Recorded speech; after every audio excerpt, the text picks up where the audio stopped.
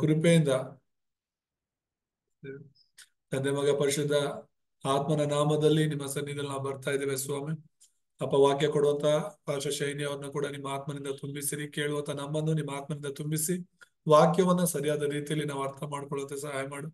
ಎಲ್ಲ network problems ಆಗಲಿ ಅಥವಾ ಏನೇ ತೊಂದರೆಗಳು ವಾಕ್ಯವನ್ನ ಕೇಳದೆ ತಡೆ ಮಾಡುವಂತ ಎಲ್ಲ ಸೈತಾನನ ಅಂಧಕಾರ ಕಾರ್ಯಗಳನ್ನ ಯೇಸುವಿನ ನಾಮದಲ್ಲಿ ಮುರಿತೇವೆ.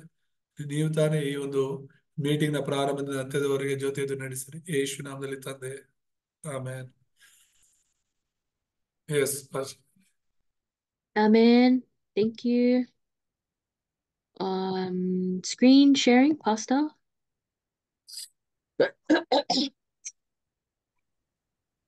Yes. Okay, let's continue the message that we are receiving, and it's regarding the citizenship of heaven. So ಕಳೆದ ವಾರ ನಾವು ಪರಲೋಕದ ಪೌರತ್ವದ ಬಗ್ಗೆ ನೋಡ್ತಾ ಇದ್ವಿ. ಅದನ್ನ ಮುಂದುವರಿಸೋಣ. So from the last message, we concluded, I believe on this slide, that we have to enjoy the kingdom of God and enjoy our heavenly citizenship. ಕಳೆದ ವಾರ ನಾವು ಸೈತಾನನ ರಾಜ್ಯದ ಬಗ್ಗೆ ನೋಡಿದ್ವಿ ಮತ್ತು ದೇವರ ರಾಜ್ಯದ ಬಗ್ಗೆ ನೋಡಿದ್ವಿ. ಆ ದೇವರ ರಾಜ್ಯದಲ್ಲಿ ನಾವು ಆನಂದಿಸುವರಾಗಿರಬೇಕು ಎಂಬುದಾಗಿ ನೋಡಿದ್ವಿ. So on the last point number 3, when we truly are concluded in Christ, Satan is crushed under our feet. ದೇವರ ರಾಜ್ಯದಲ್ಲಿ ಕೊನೆಯದಾಗಿ 3ನೇದಾಗಿ ನೋಡುವಾಗ ಕ್ರಿಸ್ತನ ಮುಕ್ತಾಯ ಅಂತ ಹೇಳಿ, ಯಾವಾಗ ನನ್ನ ಜೀವನ ಕ್ರಿಸ್ತನಲ್ಲಿ ಮುಕ್ತಾಯಕ್ಕೆ ಬರ್ತೀವೋ ಆಗ ರೋಮ 16:20 ಹೇಳಿದ ಹಾಗೆ ಸೈತಾನನು ನಮ್ಮ ಕಾಲ ಕೆಳಗೆ ತುಳಿಯಲ್ಪಡ್ತಾನೆ. And because we are the children of God who received salvation and the Spirit of Christ lives inside of us, we have tremendous authority. ಯಾಕಂದ್ರೆ ದೇವರು ನಮ್ಮಲ್ಲಿ ವಾಸ ಮಾಡ್ತಾ ಇರೋದ್ರಿಂದ, ದೇವರ ಆತ್ಮನು ನಮ್ಮಲ್ಲಿ ಇರೋದ್ರಿಂದ ನಮಗೆ ದೇವರು ಒಂದು ಅಗಮ್ಯವಾದ ಬಲವನ್ನ ಕೊಟ್ಟಿದ್ದಾರೆ. And with this authority, the Bible says we have to preach this gospel to all, to the ends of the earth with the filling of the Holy Spirit. ಈ ಅಧಿಕಾರದಿಂದ ಪರಿಶುದ್ಧಾತ್ಮನಿಂದ ನಾವು ತುಂಬಲ್ಪಟ್ಟವರಾಗಿ ಲೋಕದ ಕಟ್ಟ ಕಡೆಯವರೆಗೆ ಸುವಾರ್ತೆನ ಸಾರಬೇಕೆಂಬುದಾಗಿ ದೇವರು ಹೇಳ್ತಿದ್ದಾರೆ. So in Acts 1:8, it says that we receive power when the Holy Spirit comes upon us. So for us who are saved, we have the Holy Spirit that lives inside of us. So ಅಪೊಸ್ತಲರ ಕೃತ್ಯಗಳು 1:8 ಹೇಳಿದ ಹಾಗೆ ದೇವರ ಆತ್ಮನು ನಮ್ಮ ಹೃದಯಗಳಲ್ಲಿ ಬಂದು ವಾಸ ಮಾಡ್ತಾರೆ ಎಂಬುದಾಗಿ ನೋಡ್ತಾ ಇದ್ದೀವಿ. And only when we have the filling of the Holy Spirit can we preach this gospel and we can do world missions. ಯಾವಾಗ ಪರಿಶುದ್ಧಾತ್ಮನಿಂದ ನಾವು ತುಂಬಲ್ಪಡ್ತೀವೋ ಆಗ ಮಾತ್ರನೇ ನಾವು ಲೋಕದ ಸುವಾರ್ತೆಯ ಸೇವೆಗಳನ್ನ ಮಾಡ್ಲಿಕ್ಕಾಗುತ್ತೆ. So as many of you may know, we will be traveling to Nepal next Sunday, and we will meet Pastor Simon there as well. ಮುಂದಿನ ವಾರ ಭಾನುವಾರ ನಾವು ನೇಪಾಳಗೆ ಹೋಗ್ತಾ ಇದ್ದೀವಿ. ಪಾಸ್ಟರ್ ಸೈಮನ್ ಅವರು ಕೂಡ ನೇಪಾಳಕ್ಕೆ ಬರ್ತಿದ್ದಾರೆ, ಅಲ್ಲಿ ನಾವು ಭೇಟಿ ಆಗ್ತೀವಿ. And for us, the travel is very long, and even for Pastor Simon, the travel is very long to reach Nepal. ನಾವು ಆಸ್ಟ್ರೇಲಿಯಾದಿಂದ ಬರಬೇಕು, ತುಂಬಾ ದೂರ ಇದೆ. ಆದ್ರೂ ಸೈಮನ್ ಪಾಸ್ಟರ್ ಕೂಡ ತುಂಬಾ ದೂರನೇ ಆಗುತ್ತೆ ನೇಪಾಳಕ್ಕೆ ಬರ್ಬೇಕಂದ್ರೆ. And there's a lot of time we have to take to prepare and pray for the missions as well. But we can only do this when we have the filling of the Holy Spirit. ನಾವು ತುಂಬಾ ಕಾರ್ಯಗಳನ್ನ ಮಾಡಬೇಕಾಗಿದೆ, ಅನೇಕ ರೀತಿಯಲ್ಲಿ ಪ್ರಾರ್ಥನಾ ಪೂರ್ವಕವಾಗಿ ಸಿದ್ಧರಾಗಬೇಕಾಗಿದೆ. It's very difficult to travel for a long time. So for the remnants, when you have the filling of Holy Spirit, you can really do anything that is in God's will. ದೇವರ ಆತ್ಮನಿಂದ ನಾವು ತುಂಬಲ್ಪಟ್ರೆ ಉಳಿದವರಾಗಿ ನಾವು ಏನಾದ್ರೂ ಮಾಡಬಹುದು, ಏನು ಮಾಡ್ಲಿಕ್ಕೂ ಕೂಡ ಅಸಾಧ್ಯ ಅನ್ನೋದೇ ಇಲ್ಲ. So even though it's a long travel period, we always say because it's for God's kingdom and for the sake of the remnants and to save the age, then we must do it. ಇದು ದೇವರ ರಾಜ್ಯಕ್ಕೋಸ್ಕರ, ದೇವರಿಗೋಸ್ಕರ, ಸ್ವಾರ್ಥ ಸೇವೆಗಳಿಗೋಸ್ಕರ ನಾವು ಮಾಡ್ತಿರೋದ್ರಿಂದ ಇದನ್ನ ಮಾಡ್ಲೇಬೇಕು. ಬೇರೆ ಯಾವುದು ನಾವು ಒಂದು ತಡೆ ಹೇಳಬಾರ್ದು.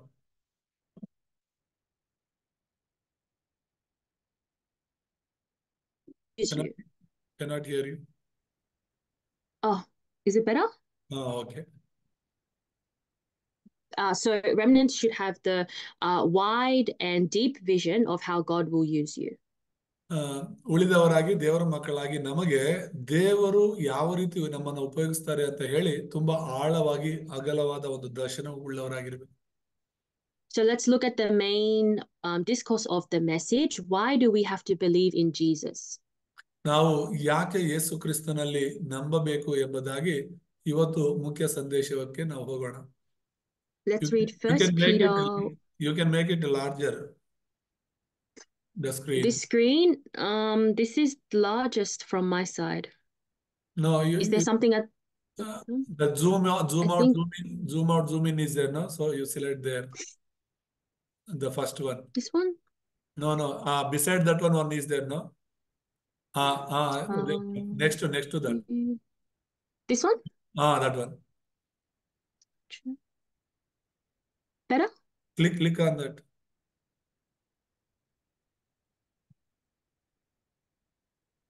No, this is which we showed, no? There you click. I'm not sure.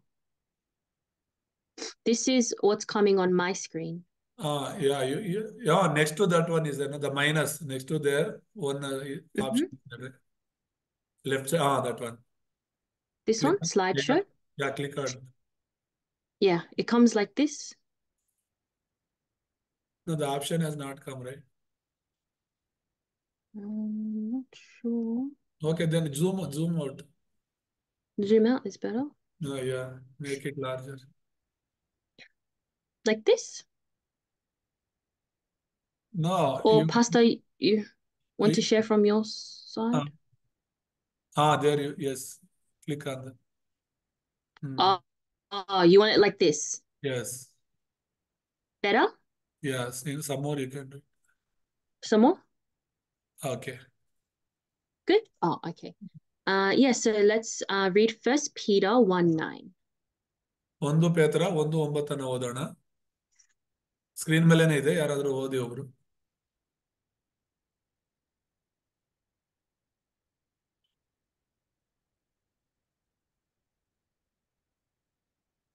ನಿಮ್ಮ ನಂಬಿಕೆಯು ಅಂತ್ಯಫಲವಾಗಿರುವ ಆತ್ಮರಕ್ಷಣೆಯನ್ನು ಹೊಂದುವವರಾಗಿ 7 ಲಕ್ಷವಾದಂತ ಪ್ರಭಾವವುಳ್ಳ ಸಂತೋಷದಿಂದ ಹರ್ಷಿಸುತ್ತೀರಿ.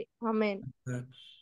Amen. So why do we have to believe in Jesus? Because believing in Jesus, we have the salvation of our souls. ದಯಮಾಡಿ ಎಲ್ಲರೂ ಗಮನ ಕೊಟ್ಟು ಕೇಳಿ, ತುಂಬಾ ಮುಖ್ಯವಾದದ್ದು. 1 ಪೇತ್ರ 1:9 ನಾವ್ ಯಾಕೆ ಯೇಸುವನ್ನ ನಂಬಬೇಕು ಅಂದ್ರೆ, ನಮ್ಮ ನಂಬಿಕೆಯನ್ನು ಮಾಡುತ್ತೆ, ಆತ್ಮ ರಕ್ಷಣೆಯನ್ನ ಕೊಡುತ್ತೆ. ಅದು ತುಂಬಾ ಮುಖ್ಯವಾದದ್ದು. And salvation comes from faith. So because we believe, we can have salvation, but for those who don't believe, they cannot receive salvation. ರಕ್ಷಣೆ ಅನ್ನೋದು ನಮ್ಗೆ ಹೇಗೆ ಸಿಗುತ್ತೆ ಅಂದ್ರೆ ನಂಬೋದ್ರ ಮೂಲಕ. ಯಾರು ನಂಬಲ್ವೋ ಯೇಸು ಸ್ವಾಮಿಗೆ, ಅವ್ರ ರಕ್ಷಣೆ ಹೊಂದೋದಕ್ಕೆ ಸಾಧ್ಯನೇ ಇಲ್ಲ. But actually, all we have to do, all God commanded us to do, is to preach the gospel, and whoever is prepared, then they are the ones to be saved. ದೇವರು ನಮಗೆ ಹೇಳಿರೋದೇನು ಗೊತ್ತಾ? ಲೋಕದ ಕಟ್ಟ ಕಡೆಯವರೆಗೂ ಹೋಗಿ ಸುವಾರ್ತೆನ ಸಾರಿರಿ ಅಂತ. ಆದ್ರೆ ಯಾರು ಆ ಸುವಾರ್ತೆ ನಂಬ್ತಾರೋ ಅವರ ಆತ್ಮಗಳು ರಕ್ಷಿಸಲ್ಪಡುತ್ತೆ. So God predestined already who he would save and who he would not save. So when we preach the gospel, the ones who are predestined by God, they are the ones who accept Jesus Christ. ವಾಕ್ಯದ ಪ್ರಕಾರ ನೋಡೋದಾದ್ರೆ ರಕ್ಷಿಸಲ್ಪಡೋರ ಬಗ್ಗೆ ದೇವರಿಗಾಗ್ಲೇ ಆರಿಸ್ಕೊಂಡಿದ್ದಾರೆ, ಯಾರು ರಕ್ಷಣೆ ಹೊಂದಬೇಕು ಅಂತ ಹೇಳಿ. ಖಂಡಿತವಾಗ್ಲೂ ನಾವು ಸುವಾರ್ತೆ ಸಾರುವಾಗ ಅವ್ರು ನಂಬ್ತಾರೆ. But there is something as well beyond salvation, which is a continuation. We have to continue in the word. ರಕ್ಷಣೆಯನ್ನ ಸ್ವೀಕರಿಸಿದ ಮೇಲೆ ಅಲ್ಲಿಗೆ ನಾವು ನಿಂತೋಗಬಾರ್ದು, ಮುಂದುವರಿಕೆಯನ್ನ, ಅಂದ್ರೆ ಈ ಒಂದು ರಕ್ಷಣೆಯಲ್ಲಿ ನಾವು ಮುಂದುವರಿತಾ ಹೋಗ್ಬೇಕು. Many people think that they just believe once, they can pray once, and then it's finished. They don't have to continue in learning the word of God. ತುಂಬಾ ಜನ ಯೇಸು ಸ್ವಾಮಿನ ಒಂದ್ಸಲಿ ನಂಬದ್ಮೇಲೆ ಆಗೋಯ್ತು ಅಂತ ಅನ್ಕೊಳ್ತಾರೆ. ದೇವ್ರ ವಾಕ್ಯ ಓದೋದ್ ಬೇಡ, ಪ್ರಾರ್ಥನೆ ಮಾಡೋದ್ ಬೇಡ, ಸಭೆಗೆ ಹೋಗೋದ್ ಬೇಡ ಅನ್ಕೊಳ್ತಾರೆ. ಆ ರೀತಿ ಇರಬಾರ್ದು. But we have an enemy, the devil, that works 24/7, who is always attacking us. ಸೈತಾನನು ವಾರದ 24 ಗಂಟೆಗಳು ಕೂಡ ರಕ್ಷಣೆ ಹೊಂದಬಾರ್ದು ಅಂತ ಹೇಳಿ, ದೇವರಲ್ಲಿ ಆನಂದಿಸಬಾರ್ದು ಅಂತ ಹೇಳಿ ನಮಗೆ ತಡೆ ಮಾಡ್ಲಿಕ್ಕಿದ್ದಾನೆ. And something Satan always uses is our old nature, the type of things we used to do before. ಸೈತಾನನು ಯಾವ್ದ್ರ ಮೂಲಕ ನಮ್ಗೆ ತಡೆ ಮಾಡ್ತಾನೆ ಗೊತ್ತಾ? ನಾವು ಮೊದಲು ಯೇಸುಸ್ವಾಮಿ ನಂಬಕ್ ಮುಂಚೆ ನಮ್ಮ ಜೀವಿತ, ನಮ್ಮ ನಡತೆ ಏನಾಗಿತ್ತೋ ಆ ಹಳೆಯ ವಿಷಯಗಳನ್ನ ತಂದು ನಮ್ಮನ್ನ ಮತ್ತೆ ತೊಂದರೆಯಲ್ಲಿ ಬೀಳುವಂತೆ ಮಾಡ್ತಾನೆ. And through the culture, Satan always makes us compromise on our salvation. ಮತ್ತು ನಮ್ಮೆಲ್ಲರ ಒಂದು ಸಂಪ್ರದಾಯಗಳು ಸಂಸ್ಕೃತಿಗಳೇನಿದೆ ಅದರಲ್ಲಿ ನಾವು ಏಕೀಭವಿಸುವಂತೆ ಮಾಡ್ತಾನೆ. So for the remnants, there's many things of the worldly nature that can tempt you to do those things. You know it's not right in the eyes of God, but Satan is always tempting us through the worldly culture. ಈ ಲೋಕದ ಸಂಪ್ರದಾಯಗಳು ಅನೇಕ ಸಂಸ್ಕೃತಿಗಳು ದೇವ್ರಿಗೆ ಇಷ್ಟ ಇಲ್ಲ ಅಂತ ಸೈತಾನಿಗೆ ಚೆನ್ನಾಗಿ ಗೊತ್ತು. ಆ ದೇವ್ರಿಗೆ ಇಷ್ಟ ಇಲ್ದಿರೋದನ್ನ ನಾವು ಮಾಡುವಂತೆ ಸೈತಾನ ನಮ್ಮನ್ನ ಪ್ರೇರೇಪಿಸ್ತಾನೆ. I'm not sure about India, but in Australia, a lot of people celebrate Halloween. Bharat ದೇಶದ ಬಗ್ಗೆ ನನಗೆ ಅಷ್ಟೊಂದು ಮಾಹಿತಿ ಇಲ್ಲ. ಆದ್ರೆ ಆಸ್ಟ್ರೇಲಿಯಾದಲ್ಲಿ ಹಾಲೋವಿನ್ ಅಂತ ಹೇಳಿ ಒಂದು ಹಬ್ಬವನ್ನ ಕೊಂಡಾಡ್ತಾರೆ. And because of the culture, they make it look like a nice celebration and for the kids to do trick-or-treating and to celebrate this festival. So ಆ ಒಂದು ಹಬ್ಬದ ಪ್ರಾಮುಖ್ಯತೆ ಏನಂದ್ರೆ ಚಿಕ್ಕ ಮಕ್ಕಳಿಂದ ಹಿಡಿದು ಯವನಸ್ಥರ ತನಕ ಆ ಒಂದು ದೆವ್ವಗಳ ಹಾಗೆ ಕಾಣೋ ತರ ಬಿಳಿ ವಸ್ತ್ರಗಳನ್ನ ಹಾಕೊಂಡು ಆಟ ಆಡ್ತಿರ್ತಾರೆ. So it's very easy to be tempted by the worldly things, the things that look so nice. But actually, if we look at it from the spiritual eyes, Halloween is not, it's not the gospel. So ಆ Halloween ಅನ್ನುವಂತ ಹಬ್ಬ ನೋಡೋದಕ್ಕೆ ಮತ್ತೆ ಸಂಭ್ರಮಿಸೋದಕ್ಕೆ ಒಳ್ಳೇದಾಗಿ ಕಂಡ್ರು ಕೂಡ ಅದು ನಿಜವಾಗ್ಲೂ ಆತ್ಮಿಕವಾದದ್ದಲ್ಲ. So Satan is always attacking us through the culture, but if we really hold on to our faith inside of Jesus Christ, we have to use our authority all the time. So ಸೈತಾನ 24 ಗಂಟೆ ಕೂಡ ನಮ್ಮನ್ನ ಶೋಧನೆಯಲ್ಲಿ ಬೀಳಿಸೋದಕ್ಕೆ ಪ್ರಯತ್ನ ಮಾಡ್ತಿರೋದ್ರಿಂದ ನಾವು ಕೂಡ ದೇವರ ವಾಕ್ಯವನ್ನ ಪ್ರಾರ್ಥನೆಯನ್ನ 24 ಗಂಟೆ ಹಿಡ್ಕೋಬೇಕಾಗಿದೆ. So what I'm saying is salvation is not just one time accept and finish. The Bible, Apostle Paul, he says you have to live out your salvation. So ರಕ್ಷಣೆ ಅನ್ನೋದು ಏನೋ ಒಂದ್ಸಲಿ ನಂಬಿ ರಕ್ಷಣೆ ಹೊಂದೋದು ಮಾತ್ರ ಅಲ್ಲ, ಆ ರಕ್ಷಣೆಯಲ್ಲಿ ನಾವು ಜೀವಿಸ್ಬೇಕು ಕೊನೆ ತನಕ. So every day, remnants, you should have your own spiritual time to pray for a few minutes, or you can meditate on the word of God. ಹಾಗಾಗಿ ಉಳಿದವರು ಮಕ್ಕಳು ಇಲ್ಲಿರುವಂತ ಪ್ರತಿಯೊಬ್ಬರು ಕೂಡ ಪ್ರಾರ್ಥನೆ ಮಾಡೋದಕ್ಕೂ ದೇವರ ವಾಕ್ಯವನ್ನು ಧ್ಯಾನ ಮಾಡೋದಕ್ಕೂ ಪ್ರತಿದಿನ ನೀವೇ ಒಂದು ಸಮಯವನ್ನ ಗೊತ್ತುಪಡಿಸಿಕೊಳ್ಳಬೇಕು. That is how you can build your faith. Keep building your faith and keep being filled with the Holy Spirit. ಆ ರೀತಿಯಾಗಿ ನೀವು ದೇವರ ವಾಕ್ಯವನ್ನು ಧ್ಯಾನ ಮಾಡೋದ್ರ ಮೂಲಕ ಪ್ರಾರ್ಥನೆಯೊಂದಿಗೆ ದೇವರ ಆತ್ಮನಿಂದ ತುಂಬಲ್ಪಡಬಹುದು. So we believe in Jesus Christ because he is the only way to be saved. ಯಾಕೆ ನಾವು ಯೇಸು ಸ್ವಾಮಿ ನಂಬ್ತೀವಿ ಅಂದ್ರೆ ಆತನ ಒಬ್ಬನ ಮೂಲಕನೇ ನಾವು ರಕ್ಷಣೆ ಹೊಂದಲು ಸಾಧ್ಯ. And then we have the meaning of salvation. So what does it mean when I am saved? ಎರಡನೇದಾಗಿ ನಾವು ನೋಡುವಾಗ ರಕ್ಷಣೆಯ ಅರ್ಥ ಏನು ಎಂಬುದಾಗಿ ನಾವು ನೋಡೋಣ. And what kind of change takes place? So what makes me different from someone who is not saved? ಬರ್ಕೊಂತಿದ್ದೀರಾ? ಏನು ನಿದ್ರೆ ಮಾಡ್ತಿದ್ದೀರಾ ಸಂಜು? ಅಲ್ಲಿ ಸ್ಕ್ರೀನ್ ಮೇಲೆ ಬರೋದನ್ನ ಬರ್ಕೋಬೇಕು ತಾನೆ, ಹೆಂಗೆಂಗೋ ಕೂತ್ಕೊಂಡು ಏನ್ ಮಾಡ್ತಿದ್ದೀರಾ? So there are three problems. There are three problems that are solved when you receive salvation. It's your past problem, present problem, and future problem. ರಕ್ಷಣೆ ಅಂದ್ರೆ 3 ವಿಷಯಗಳನ್ನ ನಾವು ಅರ್ಥ ಮಾಡ್ಕೋಬೇಕು. ಅದೇನಂತ ಹೇಳಿದ್ರೆ ಭೂತಕಾಲದ ಸಮಸ್ಯೆಗಳು ಪರಿಹರಿಸಲಾಗಿದೆ, ಎರಡನೇದಾಗಿ ವರ್ತಮಾನ ಕಾಲದ ಸಮಸ್ಯೆಗಳು, ಮತ್ತು ಮೂರನೇದಾಗಿ ಭವಿಷ್ಯದ ಸಮಸ್ಯೆಗಳು ಕೂಡ ಪರಿಹರಿಸಲಾಗುತ್ತೆ. ಇದು ರಕ್ಷಣೆ ಅಂದ್ರೆ. So our past problem, this means it's a problem from long ages ago, since the time we were born. It is original sin. ಈ ಪಾಸ್ಟ್ ಪ್ರೆಸೆಂಟ್ ಫ್ಯೂಚರ್ ಅನ್ನು ಅರ್ಥ ಮಾಡ್ಕೊಳ್ಳಿ. ಭೂತಕಾಲದ ಸಮಸ್ಯೆ ಅಂತ ಹೇಳಿದ್ರೆ ಅದು ಮೂಲ ಪಾಪ. ನಾವು ಹುಟ್ಟೋದಕ್ಕೆ ಮುಂಚೆನೆ ಆದಾಮ್ ಅವ್ರು ಮಾಡಿದಂತ ಪಾಪವನ್ನ ಮೂಲ ಪಾಪ, ಭೂತಕಾಲದ ಸಮಸ್ಯೆ ಅಂತ ಹೇಳ್ತೀವಿ. So Ephesians 2:1 says you were dead in your transgressions and sins. ಎಫೆಸಿ 2:1 ಆತನು ಅಪರಾಧಗಳ ಮತ್ತು ಪಾಪಗಳ ದೇಶದಿಂದ ಸತ್ತವರಾಗಿದ್ದ ನಿಮ್ಮನ್ನ ಸಹ ಬದುಕಿಸಿದಂತ ಹೇಳುತ್ತೆ. So we were dead. Actually, we had original sin. We were completely separated from God. We were dead inside of our sins and transgressions against God.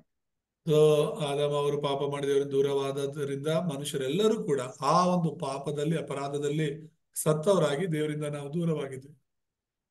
And remember, original sin is not just the sin that we commit every day, like lying and treating people the wrong way. This is an original sin that we were born with. ಮೂಲ ಪಾಪ ಅಂದ್ರೆ ನೀನು ನಾನು ಪ್ರತಿದಿನ ಮಾಡುವಂತ ಪಾಪ ಅಲ್ಲ. ಅದೇನೋ ಸುಳ್ಳು ಹೇಳೋದು, ಮೋಸ ಮಾಡೋದು, ಇನ್ನೊಂದು, ಇದನ್ನ ಮೂಲ ಪಾಪ ಅಂತ ಹೇಳಲ್ಲ. ನಾವೆಲ್ಲರೂ ಹುಟ್ತಾ ಇರೋದೇ ಮೂಲ ಪಾಪದಲ್ಲಿ. ಅದು ಅಂದ್ರೆ ಆದಮವ್ವ ದೇವರಿಂದ ದೂರವಾಗಿರುವಂತ ಆ ಒಂದು ಪಾಪದಲ್ಲಿ ನಾವು ಕೂಡ ಹುಟ್ಟುತ್ತಾ ಇರೋದು. And this original sin, you can't just pray to God and say, God, forgive me for my sin. First thing we have to do is accept Jesus Christ. ಈ ಒಂದು ಮೂಲ ಪಾಪವನ್ನು ಪರಿಹರಿಸ್ಕೊಳ್ಬೇಕು ಅಂದ್ರೆ ದೇವ್ರ ಹತ್ರ ಹೋಗಿ, ದೇವ್ರೇ ನನ್ನ ಪಾಪಗಳನ್ನ ಕ್ಷಮಿಸು ಅಂತ ಹೇಳಿದ್ರೆ ಅವು ಕ್ಷಮಾಪಣೆ ಆಗಲ್ಲ. ಯೇಸು ಕ್ರಿಸ್ತನಲ್ಲಿ ನಂಬಿಕೆ ಇಟ್ಟರೆ ಮಾತ್ರನೇ ಆ ಪಾಪಗಳ ಕ್ಷಮಾಪಣೆ ಆಗುತ್ತೆ. So many religious people, like, sorry to say, but a lot of Catholics, they always confess their sin and they always say that they are a sinner. ತುಂಬಾ ಅನೇಕ ಬೇರೆ ಬೇರೆ ಧರ್ಮದ ಜನರು, ಅದರಲ್ಲೂ ಮುಖ್ಯವಾಗಿ ಈ ರೋಮನ್ ಕ್ಯಾಥಲಿಕ್ ವಿಶ್ವಾಸಿಗಳು ಏನ್ ಮಾಡ್ತಾರೆ ಅಂದ್ರೆ ಪ್ರತಿದಿನ ಅವರ ಪಾಪಗಳನ್ನ ದೇವರ ಹತ್ರ ಒಪ್ಕೊಳ್ತಿರ್ತಾರೆ. And it is important to always confess your sins to God, but actually if we have assurance that our original sin problem is finished, then we can have assurance that we are living inside of salvation. ನಮ್ಮ ಪಾಪಗಳ ಅರಿಕೆ ಮಾಡೋದು ಒಳ್ಳೇದೇನೆ, ಆದ್ರೆ ನಮ್ಮ ಭರವಸೆ ಏನಿರ್ಬೇಕು ಅಂತ ಹೇಳಿದ್ರೆ, ನಾವ್ ಯಾವಾಗ ಕ್ರಿಸ್ತನಲ್ಲಿ ನಂಬಿಕೆ ಇಟ್ಟಿದ್ದೇವೋ ಆಗ ನಮ್ಮ ಪಾಪಗಳೆಲ್ಲ ಪರಿಹಾರವಾಗಿದೆ ಅಂತ ಹೇಳಿ ನಾವು ಆ ಕ್ರಿಸ್ತನ ಹೆಸರಲ್ಲಿ ನಂಬಿಕೆ ಇಡಬೇಕು ಬಲವಾಗಿ. So we were dead, completely dead, like someone who is dead. They can't do anything, they can't move, they can't save themselves because they are dead. ಅಪರಾಧ ಪಾಪಗಳಲ್ಲಿ ಸಾಯೋದು ಅಂತ ಹೇಳಿದ್ರೆ ಸತ್ತ ವ್ಯಕ್ತಿ ಏನು ಮಾಡೋಕೆ ಆಗೋದಿಲ್ಲ, ಅವನನ್ನು ಅವನು ಬದುಕಿಸೋದಕ್ಕೆ ಸಾಧ್ಯನೇ ಇಲ್ಲ. And that's how we were. Our spirit was completely dead. That is how we live inside of original sin. So ಇದು ನಮ್ಮ ಆತ್ಮದ ಬಗ್ಗೆ ಮಾತಾಡ್ತಾ ಇರೋದು. ಎಫೆಸ 2:1 ಇದು ನಾವು ನಮ್ಮ ಆತ್ಮ ಸತ್ತ ಸ್ಥಿತಿಯಲ್ಲಿತ್ತು, ಹಾಗಾಗಿ ನಾವೆಲ್ಲರೂ ಪಾಪ ಮತ್ತು ಅಪರಾಧದಲ್ಲಿ ಬದುಕ್ತಾ ಇದ್ವಿ. So when we are saved, Christ, he completely finished our original sin problem. So ಯಾವಾಗ ನಾವು ರಕ್ಷಣೆ ಹೊಂದುತ್ತೀವೋ ಆಗ ನಮ್ಮ ಎಲ್ಲ ಈ ಭೂತಕಾಲದ ಸಮಸ್ಯೆಗಳು ಪರಿಹಾರವಾಗುತ್ತೆ. So we know in the Bible that it says Jesus died on the cross as a ransom for us. ದೇವರ ವಾಕ್ಯ ಹೇಳುತ್ತೆ, ಯೇಸು ಕ್ರಿಸ್ತನು ನಿನ್ನ ನನ್ನ ಪಾಪಗಳನ್ನು ಕ್ಷಮಿಸೋದಕ್ಕಾಗಿ ಆತನು ನಮಗೆ ಈಡನ್ನ ಕೊಟ್ಟಿದ್ದಾನೆ. And he shed his blood, all of his blood he shed on the cross, so that we don't have to die for our sin. Jesus Christ died in our place. ಯೇಸು ಸ್ವಾಮಿ ತನ್ನ ಸಂಪೂರ್ಣ ರಕ್ತವನ್ನ ನಮಗೋಸ್ಕರ ಸಿಲುಬೆಯಲ್ಲಿ ಸುರಿಸಿದ್ದಾರೆ, ನಾವು ಸಾಯೋ ಅವಶ್ಯಕತೆ ಇಲ್ಲ. So we should be very thankful that although we were dead and we couldn't even help ourselves, Jesus Christ finished everything for us. ಸತ್ತವರು ಅವರನ್ನು ಅವರು ಕೂಡ ಹೇಗೆ ಸಹಾಯ ಮಾಡ್ಕೊಳಕ್ ಆಗೋದಿಲ್ವೋ ಹಾಗೆ ನಾವು ಸತ್ತ ಸ್ಥಿತಿಯಲ್ಲಿ ಇದ್ವಿ, ಅಂತ ಸ್ಥಿತಿಯಲ್ಲಿದ್ದ ನಮ್ಮನ್ನ ಯೇಸು ಕ್ರಿಸ್ತನು ಬಂದು ತನ್ನ ಪ್ರಾಣವನ್ನು ಕೊಟ್ಟು ಬದುಕಿಸಿದ್ದಾರೆ. ಹಾಗಾಗಿ ನಮ್ಮ ಜೀವನ ಪೂರ್ತಿ ದೇವರಿಗೆ ಕೃತಜ್ಞತರಾಗಿರ್ಬೇಕು. So this past problem, that means it existed since the time we were born, we come out of this past problem. ಈ ಒಂದು ಭೂತಕಾಲದ ಸಮಸ್ಯೆಯಲ್ಲಿ ನಾವು ಇನ್ನೂ ಇರಬಾರ್ದು, ಅದರಿಂದ ನಾವು ಸಂಪೂರ್ಣ ಹೊರಗಡೆ ಬರಬೇಕು. And there is a present problem that exists, that means this problem exists still today, that is Satan. ಹಾಗಾದ್ರೆ ಎರಡನೇ ಸಮಸ್ಯೆ ಏನು ಅಂತ ಹೇಳಿದ್ರೆ ವರ್ತಮಾನ ಕಾಲದ ಸಮಸ್ಯೆ, ಅಂದ್ರೆ ಈಗಿನ ಸಮಸ್ಯೆ. ಈಗಿನ ಸಮಸ್ಯೆ ಏನು ನಮಗೂ ನಿಮಗೂ ಅಂದ್ರೆ ಸೈತಾನ. So that Satan that entered into the serpent and deceived Adam and Eve, the Bible says that he will exist until the second coming of Christ. Eden ತೋಟದಲ್ಲಿದ್ದಂತಹ ಆದಾಮ ಹವ್ವರನ್ನ ಈ ಸೈತಾನ ಆ ಏದೆನ್ ತೋಟದಲ್ಲಿ ಹೋಗಿ ಅವ್ರನ್ನ ಮೋಸ ಮಾಡ್ತಾನೆ. ಹಾಗೇನೆ ಅದೇ ಸೈತಾನ ಯೇಸು ಕ್ರಿಸ್ತನು ಮತ್ತೆ ಬರೋ ತನಕನೂ ಈ ಭೂಲೋಕದಲ್ಲಿ ಇದ್ದು ಅನೇಕರನ್ನ ಮೋಸ ಮಾಡ್ತಾನೆ ಅಂತ ಹೇಳಿ ನಾವು ನೋಡ್ತೀವಿ. And Ephesians 2:2 says that he is the ruler of the kingdom of the air. He is the ruler of this world. ಆ ಸೈತಾನ ಯಾರು ಅಂತ ಹೇಳಿದ್ರೆ ಎಫೆಸ 2:2 ನಾವು ನೋಡ್ತೇವೆ, ಅವನು ಈ ಯಲೋಕಾಚಾರಕ್ಕೆ ಅನುಸಾರ ನಡ್ಕೊಂಡು ವಾಯುಮಂಡಲದಲ್ಲಿ ಅಧಿಕಾರ ನಡೆಸುವ ಅಧಿಪತಿ ಅಂತ ಹೇಳಿ. And when we live like non-believers, we lived under the power of Satan. So we had no power of our own. Wherever Satan wanted to drag our spirit, we had to follow. ನಾವು ಅವಿಶ್ವಾಸಿಗಳ ಹಾಗೆ ನಡೆದುಕೊಂಡು ಸೈತಾನನ ಅಧಿಕಾರದಲ್ಲಿ ಅವನ ಒಂದು ಆಡಳಿತದಲ್ಲಿ ಇದ್ದವರಾಗಿ ಅವನು ನಡೆಸುವ ರೀತಿಯಲ್ಲಿ ನಾವು ನಡೆಯುವರಾಗಿದ್ವಿ. So this is a present problem. So it exists right now. We have to really open our eyes to see the age and see the world. ಹಾಗಾಗಿ ಇದು ಇಂದಿನ ಸಮಸ್ಯೆಯಾಗಿದೆ, ಅಂದ್ರೆ ಪ್ರಸ್ತುತ ಸಮಸ್ಯೆಯಾಗಿದೆ. ಈ ಸಮಸ್ಯೆಯಿಂದ ನಾವು ಹೊರಗಡೆ ಬರಬೇಕಾಗಿದೆ. Even though we have smartphone and we have Zoom, we have so much great technology, humankind's spirit and soul is becoming more oppressed. ನಮ್ಮ ಹತ್ರ ಸ್ಮಾರ್ಟ್ ಫೋನ್ಗಳಿದ್ರು ಕೂಡ ಮತ್ತು ಜೂಮ್ ಮೀಟಿಂಗ್ ಬೇರೆ ಬೇರೆ ಅನೇಕ ಅನುಕೂಲಗಳು ಇದ್ರೂ ಕೂಡ ನಮ್ಮ ಆತ್ಮ ಪ್ರತಿದಿನ ಕುಂದು ಹೋಗ್ತಿರುತ್ತೆ. There are so many things to make our life easier, so many ways we can entertain ourselves, but we have to ask the question, why are the mental and spiritual problems becoming worse in the world? ನಮ್ಮ ಜೀವನವನ್ನ ಸುಲಭಗೊಳಿಸೋದಕ್ಕೆ ಅನೇಕ technology, ಅನೇಕ ವಿಷಯಗಳು ಈ ಲೋಕದಲ್ಲಿ ಇದೆ. ಆದ್ರೂ ಕೂಡ ನಮ್ಮ ಆತ್ಮ ಪ್ರತಿದಿನ ಕುಂದು ಹೋಗ್ತಾ ಇದೆ. ಇನ್ನು ನಾವು ಮಾನಸಿಕ ಅಸ್ವಸ್ಥರಾಗಿ ಮಾರ್ಪಡ್ತಾ ಇದೆ. And we can look at the nation. So, for example, Australia has many great technologies and many different things to make people happy, but suicide in Australia is on the rise, continuously rising. Australia ದೇಶದಲ್ಲಿ ಜನರು ತುಂಬಾ ಸುಲಭವಾಗಿ ಒಳ್ಳೆ ರೀತಿಯಲ್ಲಿ ಎಲ್ಲಾ ಅನುಕೂಲಗಳೊಂದಿಗೆ ಬದುಕಲು ಎಲ್ಲಾ ಟೆಕ್ನಾಲಜಿನೂ ಇದೆ. ಆದ್ರೂ ಕೂಡ ಪ್ರತಿದಿನ ನಮ್ಮ ಆಸ್ಟ್ರೇಲಿಯಾ ದೇಶದಲ್ಲಿನ ಒಂದು ಮಾಪನವನ್ನ ನೋಡಿದ್ರೆ ಆ ಒಂದು ಆತ್ಮಹತ್ಯೆಗಳ ಒಂದು ಸಂಖ್ಯೆ ಜಾಸ್ತಿ ಆಗ್ತಾನೆ ಹೋಗ್ತಾ ಇದೆ. Even in the nation of India, there are so many smart people, so much new technology being developed from India. But the nation itself, it's covered in a lot of poverty and a lot of pollution. Bharat ದೇಶದಲ್ಲಿ ಕೂಡ ಹೊಸ ಹೊಸ technology ಬರ್ತಾ ಇದೆ, ಅದು ಅಭಿವೃದ್ಧಿ ಆಗ್ತಾ ಇದೆ. ಆದ್ರೂ ಕೂಡ ಇನ್ನೂ ಬಡತನ ಅನ್ನೋದು ಕಾಡ್ತಾ ಇದೆ ಮತ್ತು ಜನರು ಇನ್ನು ಬೇರೆ ಬೇರೆ ರೀತಿಯಲ್ಲಿ ಸಿಕ್ಕಾಕೊಂಡು ಒದ್ದಾಡ್ತಿದ್ದಾರೆ. And even America is a very powerful nation, but there's a lot of drug addiction, a lot of gun violence. America ಪ್ರಪಂಚದಲ್ಲೇ ಅಭಿವೃದ್ಧಿ ಆಗಿರುವಂತಹ ಒಂದು ದೇಶವಾಗಿದೆ. ಆದ್ರೆ ಅಲ್ಲಿ ಡ್ರಗ್ಸ್ ಮತ್ತೆ ಈ ಗನ್ಗಳಿಂದ ಒಬ್ಬರನ್ನೊಬ್ರು ಸುಟ್ಕೊಳ್ಳುವಂತದ್ದು ಜಾಸ್ತಿನೇ ಆಗ್ತಾ ಇದೆ. So there is someone working in the background, making people fail and making the nation corrupt. That is Satan, the devil. ಇದೆಲ್ಲ ಯಾರು ಮಾಡ್ತಿದ್ದಾರೆ? ಇಂಥ ಮನಸ್ಥಿತಿ ಯಾಕಿದೆ ಜನರಲ್ಲ ಅಂದ್ರೆ ಸೈತಾನನು ಇದನ್ನ ಮಾಡ್ತಿರೋದು, ಜನರನ್ನ ಈ ರೀತಿಯಾದ ಮನಸ್ಥಿತಿಗೆ ತಳ್ತಿದ್ದಾನೆ. But through the offspring of the woman in Genesis 3:15, he completely destroyed all the power of the devil. ಆದ್ರೆ ದೇವರ ವಾಕ್ಯ ಹೇಳುತ್ತೆ, ಆದಿಕಾಂಡ 3:15 ಹೇಳಿದ ಹಾಗೆ ಸ್ತ್ರೀ ಸಂತಾನ ಸೈತಾನನ ತಲೆಯನ್ನ, ಅವನ ಬಲ ಅಧಿಕಾರನ ಸಂಪೂರ್ಣವಾಗಿ ನಾಶ ಮಾಡಿದ್ದಾನೆ. So even though we can have the eyes to see many problems in the age, we have to look at ourselves, that we have the authority of Christ and we have been chosen to proclaim this gospel.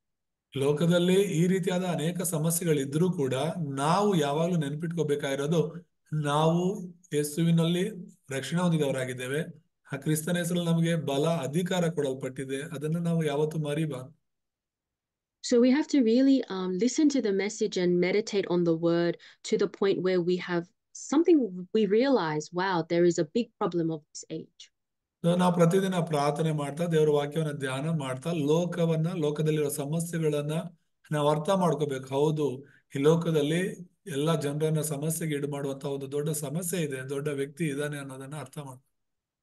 And we have to think, who is going to help the nation? Actually, the politicians and the people in power, most of them are corrupt. They only care about themselves. ಯಾರು ನಮ್ಮ ದೇಶವನ್ನ ರಕ್ಷಿಸ್ತಾರೆ, ಕಾಪಾಡ್ತಾರೆ, ಈ ರಾಜಕೀಯ ನಾಯಕರು ಕಾಪಾಡ್ತಾರೆ ಅಂತ ಹೇಳಿದ್ರೆ ಅಲ್ಲ, ಅವರಿಂದಲೂ ಇನ್ನು ದಿನೇ ದಿನೇ ದೇಶ ಹಾಳಾಗ್ತಾ ಇದೆ. ಅವರು ಕೂಡ ಮೋಸಗಾರರಾಗ್ತಿದ್ದಾರೆ. But God called us as the remnants, as the representative of Christ, to really stand up in this age and fight against the forces of darkness. ಹಾಗಾಗಿ ಯಾರೋ ಬಂದು ನಮ್ಮ ದೇಶವನ್ನ ಕಾಪಾಡ್ತಾರೆ ಅಂತ ಅಲ್ಲ. ಈ ಯುಗದಲ್ಲಿ ದೇವರು ನನ್ನನ್ನ ಉಳಿದವರಾಗಿ ಆತನ ಮಕ್ಕಳಾಗಿ ಎಬ್ಬಿಸಿದ್ದಾನೆ, ಕರೆದಿದ್ದಾನೆ. ನಾವೇ ಈ ಯುಗದಲ್ಲಿ ಜನರನ್ನ ರಕ್ಷಿಸೋದಕ್ಕೆ ಮುಂದೆ ಬರಬೇಕಾಗಿದೆ. So we should be really confident in ourselves and boast about ourselves that I am the evangelist that God chose. ಹಾಗಾಗಿ ನಾವೆಲ್ಲರೂ ಕೂಡ ದೇವರ ಮಕ್ಕಳು, ದೇವರ ಸೇವಕರು, ಈ ಯುಗದ ಸುವಾರ್ತಿಕರು ಅಂತ ಹೇಳಿ ನಾವು ಬಲ ಹೊಂದಬೇಕು. And we have to be really imprinted inside of the word. That's why we keep listening and keep reading the Bible verses. ಹಾಗಾಗಿ ಈ ದೇವರ ವಾಕ್ಯಗಳು ನಮ್ಮ ಹೃದಯದಲ್ಲಿ ಮುದ್ರೆ ಆಗೋ ತನಕನೂ ಕೂಡ ನಾವು ಸತತವಾಗಿ ಓದಬೇಕು, ಧ್ಯಾನ ಮಾಡಬೇಕು. So there is the third problem that Jesus Christ solved, and that is our future problem. That is the future problem of hell. ಮೂರನೇದಾಗಿ ನೋಡುವುದಾದ್ರೆ ಭವಿಷ್ಯದ ಸಮಸ್ಯೆಯನ್ನ ಪರಿಹರಿಸಲಾಗಿದೆ ಅಂತ ಹೇಳಿ. ಭವಿಷ್ಯದ ಸಮಸ್ಯೆ ಏನು ಗೊತ್ತಾ? ನರಕ. ಆ ನರಕವನ್ನು ಕೂಡ ಯೇಸು ಕ್ರಿಸ್ತನು ಪರಿಹರಿಸಿದ್ದಾರೆ. So we were destined to go to hell when we were under the power of the devil, and we were destined to suffer in hell for all eternity. ನಾವು ಸೈತಾನನ ಮಕ್ಕಳಾಗಿದ್ದಾಗ ಶ್ರಮೆ ಹೊಂದಿ ಕಷ್ಟಪಟ್ಟು ಸತ್ತು ನಾವು ನರಕಕ್ಕೆ ಹೋಗ್ಬೇಕಾಗಿತ್ತು, ನರಕದಲ್ಲಿ ಶಾಶ್ವತವಾಗಿ ನರಳಬೇಕಾಗಿತ್ತು. And those who are destined to go to hell, they live in the background of hell. That means even while they're living on this earth, their life is like living hell. ಯಾರೆಲ್ಲ ನರಕಕ್ಕೆ ಹೋಗ್ಲಿಕ್ಕಿದಾರೋ, ಯೇಸುವನ್ನ ನಂಬದೇ ಇದಾರೋ, ಅವ್ರ ನರಕಕ್ಕೆ ಹೋದ್ಮೇಲೆನೆ ಅವ್ರಿಗೆ ನರಕ ಅಲ್ಲ, ಈ ಭೂಲೋಕದಲ್ಲಿ ಬದುಕಿರುವಾಗಲೇ ಅವರ ಜೀವಿತಗಳು ನರಕದಲ್ಲಿ ಇದ್ದಂಗಿರುತ್ತೆ. So many problems, spiritual problems, mental problems, problems in the family, problems they can't solve. They live like that on this earth, and then when they die, they have to suffer for all eternity. ಯೇಸುನ ನಂಬಿಲ್ಲ ಅಂತ ಹೇಳಿದ್ರೆ ಈ ಲೋಕದಲ್ಲೇ ನರಕದ ಜೀವನವಾಗಿರುತ್ತೆ, ಮತ್ತು ಅನೇಕ ಅವರ ಸ್ವಂತ ಸಮಸ್ಯೆಗಳಾಗ್ಲಿ ಅವರ ಕುಟುಂಬದ ಸಮಸ್ಯೆಗಳನ್ನ ಪರಿಹರಿಸ್ಲಿಕ್ಕೆ ಆಗದಿರುವಷ್ಟು ಅವರು ನರಳಬೇಕಾಗುತ್ತೆ, ಸತ್ ಮೇಲೆ ನರಕಕ್ಕೆ ಹೋಗ್ಬೇಕಾಗುತ್ತೆ.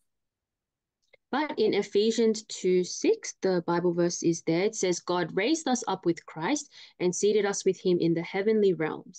ಆದ್ರೆ ಎಫೆಸಿ 2:6 ವಚನ ಹೇಳುತ್ತೆ, ಆತನು ಬದುಕಿಸಿದಲ್ಲದೆ ತಾನು ಕ್ರಿಸ್ತ ಯೇಸುವಿನಲ್ಲಿ ನಮಗೆ ಮಾಡುವ ಉಪಕಾರದ ಮೂಲಕ ತನ್ನ ಅಪಾರವಾದ ಕೃಪಾತಿಶಯವನ್ನು ತೋರಿಸಿದ್ದಾರೆ ಎಂಬುದಾಗಿ ನೋಡ್ತೇವೆ. So this is not something that happens when we die. Actually, we are already raised up with Christ in the heavenly realms. ಅಂದ್ರೆ ನಾವು ಪರಲೋಕಕ್ಕೆ ಹೋಗೋದಕ್ಕಾಗಿ ಕ್ರಿಸ್ತ ಯೇಸುವಿನಲ್ಲಿ ಈಗಾಗಲೇ ಬದುಕಿದ್ದೇವೆ. Just like the representative Bible verse of the message, Philippians 3:20, we have citizenship in heaven. ನಾವು ನೋಡುವ ಹಾಗೆ ಫಿಲಿಪಿ 3:20 ಈಗಾಗಲೇ ನಮಗೆ ಪರಲೋಕದ ಪೌರತ್ವ ಇದೆ. Heavenly citizenship. So it means my seat, my spot in heaven is already guaranteed because of Christ. ಕ್ರಿಸ್ತನ ಮೂಲಕ ನಮ್ಮ ಪರಲೋಕದ ಪೌರತ್ವ ಸದೃಢವಾಗಿದೆ. ಅಂದ್ರೆ ಪರಲೋಕದಲ್ಲಿ ನಮಗೊಂದು ಸ್ಥಳ ಈಗಾಗಲೇ ನಿಶ್ಚಯವಾಗಿದೆ. And this future problem of hell, it was our fate and destiny, and we could never escape this fate and destiny. ನಾವು ಒಂದು ವೇಳೆ ಯೇಸುವನ್ನ ನಂಬಲಿಲ್ಲ ಅಂದಿದ್ರೆ ನಮ್ಮ ಒಂದು ಅಂತ್ಯ, ನಮ್ಮ ಭವಿಷ್ಯದ ಅಂತ್ಯ ಏನಾಗಿರೋದು? ನರಕವಾಗಿರೋದು. ಅದರಿಂದ ತಪ್ಪಿಸ್ಕೊಳಕ್ ಆಗ್ತಾನೆ ಇರ್ಲಿಲ್ಲ ನಾವು. Many people, especially those who don't have Christ, when they go to the fortune teller is always talking about their fate and destiny. ನಾವು ಒಂದು ವೇಳೆ ಭವಿಷ್ಯ ಹೇಳೋರ ಹತ್ರ ಹೋದ್ರೆ ಅವ್ರು ಯಾವಾಗ್ಲೂ ಕೂಡ ನಮ್ಮ ಭವಿಷ್ಯ ಏನಾಗುತ್ತೆ, ನಮ್ಮ ಒಂದು ಅಂತ್ಯಾವಸ್ಥೆ ಏನಿರುತ್ತೆ ಅನ್ನೋದನ್ನೇ ಹೇಳ್ತಿರ್ತಾರೆ. So the fortune teller will tell them, oh, if you don't get married by this age, some major curse will come to your family, or if you don't do this, then a big problem will come to you. ಅವ್ರು ಹೇಳೋದೇನು, ನೀನ್ ಇಂಥ ವಯಸ್ಸಲ್ಲಿ ಮದುವೆ ಆಗಿಲ್ಲ ಅಂದ್ರೆ, ಇಂಥ ಪರಿಸ್ಥಿತಿಯಲ್ಲಿ ಮದುವೆ ಆಗಿಲ್ಲ ಅಂತ ಹೇಳಿದ್ರೆ ಇನ್ನೂ ಸಮಸ್ಯೆ ಜಾಸ್ತಿ ಆಗುತ್ತೆ. ಒಂದ್ ವೇಳೆ ಇಂಥ ದಿನದಲ್ಲಿ ಇಂಥ ವಯಸ್ಸಲ್ಲಿ ನೀನ್ ಮದುವೆ ಆಗೋದಾದ್ರೆ ಸಮಸ್ಯೆ ಪರಿಹಾರ ಆಗುತ್ತೆ ಅನ್ನೋದನ್ನ ಹೇಳ್ತಿರ್ತಾರೆ. So because that person doesn't have the spirit of Christ, their fate and destiny is wherever is dragged by the devil, which is into hell. ಕ್ರಿಸ್ತನಿಲ್ಲ ಅಂತ ಹೇಳಿದ್ರೆ ಅವರ ಭವಿಷ್ಯ ಏನಾದ್ರೂ ಕೂಡ ಕೊನೆಗೆ ನರಕಕ್ಕೆ ಹೋಗ್ಬೇಕಾಗಿದೆ. When I visited Korea one year, we went to a fortune teller, and this fortune teller, she was possessed by a spirit of an old man. ನಾವು Korea ದೇಶಕ್ಕೆ ಹೋದಾಗ ಒಬ್ಬರು ಇದೇ ರೀತಿ ಮಂತ್ರವಾದಿಯನ್ನ ಭೇಟಿ ಆದ್ವಿ. ಅವರು ಒಂದು ವಯಸ್ಸಾದಂತಹ ದುರಾತ್ಮನಿಂದ ತುಂಬಲ್ಪಟ್ಟಿದ್ರು.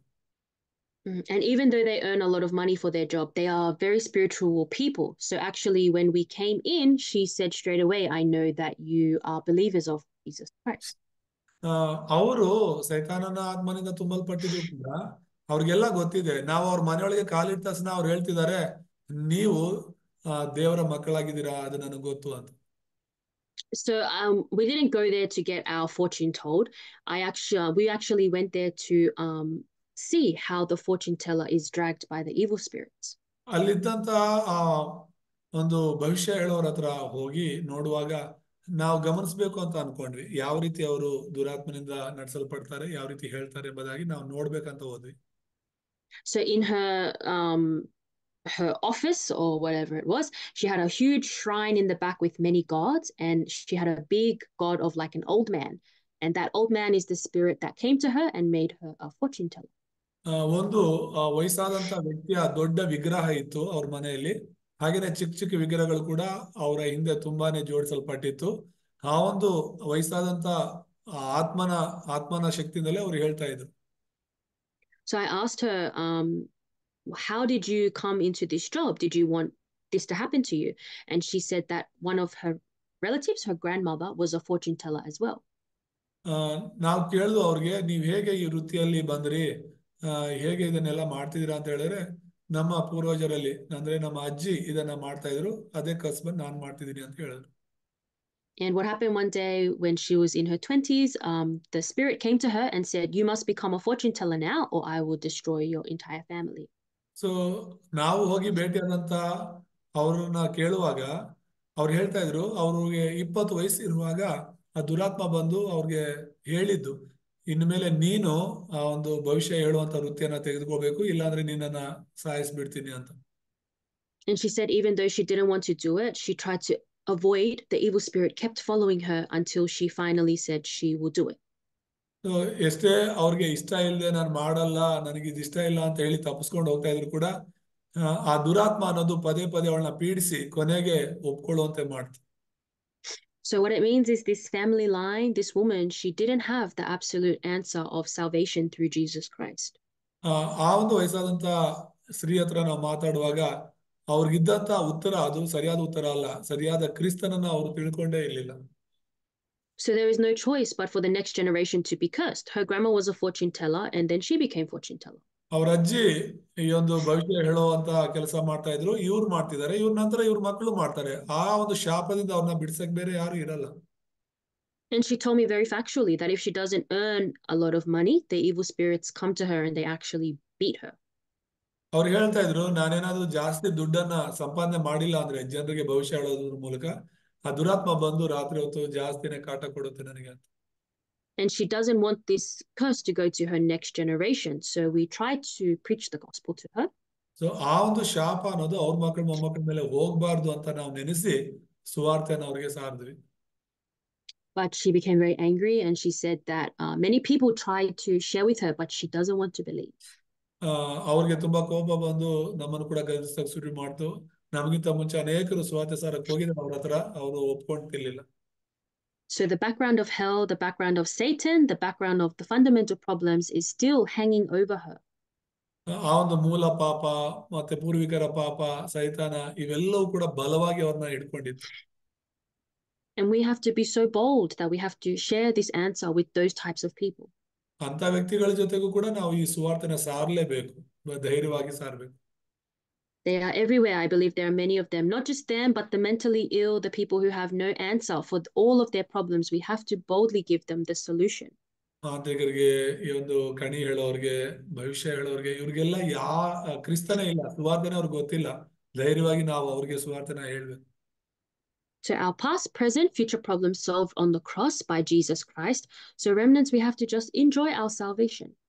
ರಕ್ಷಣೆ ಅಂದ್ರೆ ನಮ್ಮ ಭೂತಕಾಲದ ಸಮಸ್ಯೆ ಮತ್ತೆ ವರ್ತಮಾನ ಕಾಲದ ಸಮಸ್ಯೆ, ಭವಿಷ್ಯ ಕಾಲದ ಸಮಸ್ಯೆ ಸಂಪೂರ್ಣವಾಗಿ ಪರಿಹಾರವಾಗಿದೆ. ಇದನ್ನ ನಮ್ಮ ಉಳಿದವರು ದೇವ್ರ ಮಕ್ಕಳು ನಂಬಿ ಆನಂದಿಸಬೇಕು. And you have to pray, really, truly, let my life be used by God. ದೇವರಿಂದ ನನ್ನ ಜೀವಿತ ಉಪಯೋಗವಾಗಲಿ ಅಂತ ಪ್ರಾರ್ಥಿಸಬೇಕು. I am already going to die and go to heaven, so let me just be used by God for the sake of the gospel. Time up. So ನನ್ನ ಜೀವಿತ ಈಗಾಗಲೇ ದೇವರ ಸನ್ನಿಧಿಯಲ್ಲಿದೆ, ದೇವರಿಂದಲೇ ಉಪಯೋಗವಾಗಬೇಕು ಅಂತ ಒಪ್ಪಿಸ್ಕೊಡು. So let us conclude the message and Pastor will pray. ಪ್ರಾರ್ಥನೆ ಮಾಡ್ಕೊಳ್ಳೋಣ, ಸಮಯ ಆಯ್ತು. ಪರಿಶುದ್ಧನಾದ ದೇವರೇ, ನಿನ್ನ ನಾಮಕ್ಕೆ ಸ್ತೋತ್ರ. ಈ ವಾಕ್ಯದಿಂದ ನಮ್ಮೆಲ್ಲರನ್ನ ಬಲಪಡಿಸಿ ಇಲ್ಲಿರುವಂತ ಎಲ್ಲರನ್ನ ಈ ಒಂದು ವಾಕ್ಯಗಳನ್ನ ಅರ್ಥ ಮಾಡ್ಕೊಂಡು ಜೀವಿಸುವಂತೆ ಸಹಾಯ ಮಾಡಿ. ಯೇಸುವಿನ ನಾಮದಲ್ಲಿ ತಂದೆ, ಆಮೆನ್.